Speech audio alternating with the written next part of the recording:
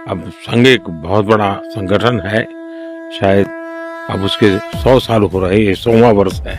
और दुनिया में इतना बड़ा स्वयंसेवी संगठन कहीं होगा ऐसा मैंने तो नहीं सुना है। करोड़ों लोग उसके साथ जुड़े हुए हैं, लेकिन संघ को समझना इतना सरल नहीं है। संघ के काम को समझने का प्रयास करना चाहिए। और संघ स्वयं तो एक पर्पज ऑफ लाइफ जिसको कहे, इसके विषय में आपको एक अच्छी दिशा देता है। दूसरा, देश ही सब कुछ है और जन सेवा ही प्रभु सेवा है।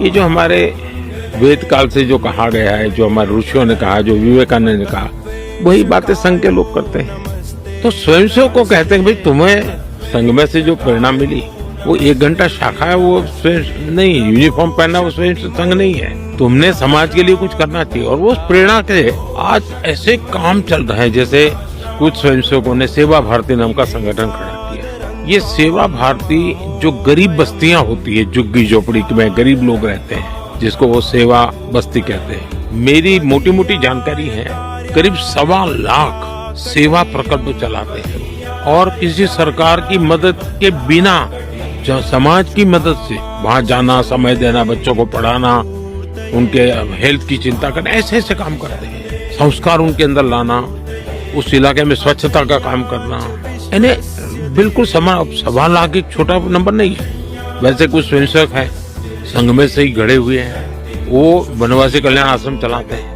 और वो जंगलों में आदिवासियों के बीच में रह करके आदिवासियों की सेवा करते हैं। 70,000 से ज्यादा 1 टीचर 1 स्कूल एकल विद्यालय चलाते हैं। और अमेरिका में भी कुछ लोग हैं जो उनको लिए शायद $10 या $15 का डोनेशन करते हैं इस काम के लिए। और वो कहते हैं कि एक कोका कोला नहीं पीनी है इस महीने, एक कोका कोला मत पियो और उतना पैसा ये एकल विद्यालय को दो।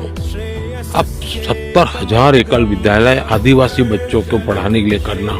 कुछ स्वयंसेवकों ने शिक्षा में क्रांति लाने के लिए विद्या भारती नाम का संगठन करा दिया। करीब 25,000 स्कूल चलते हैं उनके देश में और 30 लाख से छात्र एट अ टाइम होते हैं। और मैं मानता हूँ तक करोड़ों विद्यार्थियों को और बहुत ही कम दाम में पढ़ाई हो और संस्कार को भी प्राथमिकता हो, जमीन से जुड़े हुए लोग हो, कुछ न कुछ हुनर सीखे, समाज पर बोझ न बने।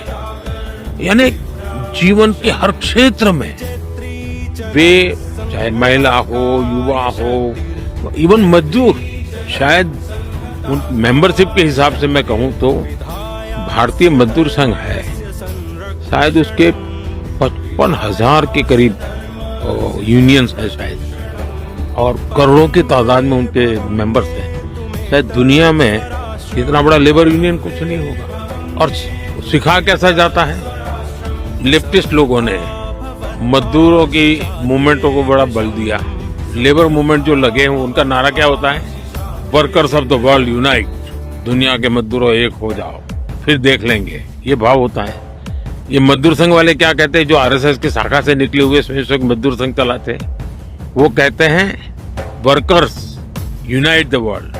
वो कहते हैं workers of the world unite, ये कहते हैं workers unite the world. Unite the world. ये कितना बड़ा वाक्य, 2 शब्दों में इधर उधर है, लेकिन कितना बड़ा वैचारिक बदलाव है। ये संघ की शाखा से निकले हुए लोग अपनी रुचि, प्रकृति, प्रवृत्ति के अनुसार जब काम करते हैं तो इस प्रकार के गतिविधियों को बल देते हैं।